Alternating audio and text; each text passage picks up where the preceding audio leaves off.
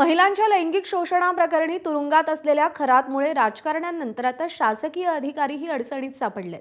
मंत्रालयात उपजिल्हाधिकारी पदावरील अभिजित भांडेचं तात्काळ निलंबन करण्यात आलंय। महसूल मंत्री चंद्रशेखर बावनकुळेंनी हे निलंबनाचे आदेश दिलेत। उपजिल्हाधिकारी अभिजित भांडेंनी अशोक खरातच्या मुलीच्या आणि पत्नीच्या नावे असलेल्या जमिनीमध्ये गुंतवणूक केल्याचे आरोप करण्यात आले आणि हेच कनेक्शन भांडेच्या अंगलट आल्याचंही सांगितलं जात आहे।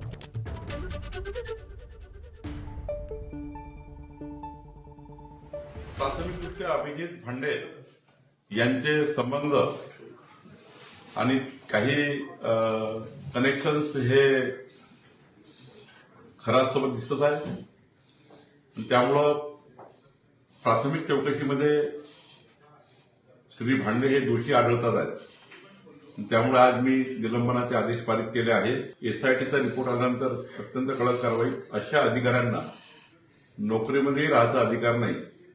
गरज पडली तर बडतर्फी सुद्धा पुढच्या काळात चौकशीच्या रिपोर्टच्या आधारावर होऊ शकेल। खरातांच्या माझ्या पहिल्याच प्रेस कॉन्फरन्स पासून मी एक डेप्युटी कलेक्टर म्हणजेच अभिजित भांडे पाटील यांचं नाव घेतलं होतं।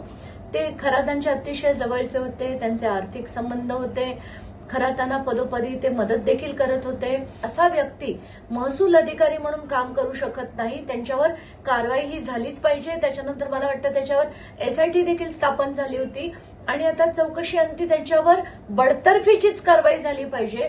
पण आज जे पहिलं पाऊल पडलंय त्याच्यावर मला असं वाटतं मी त्याचं स्वागत करते आणि त्यांना सस्पेंड केलंय ते ऐकून खरंच बरं वाटलं। एबीपी माझा, उघडा डोळे बघा नीट।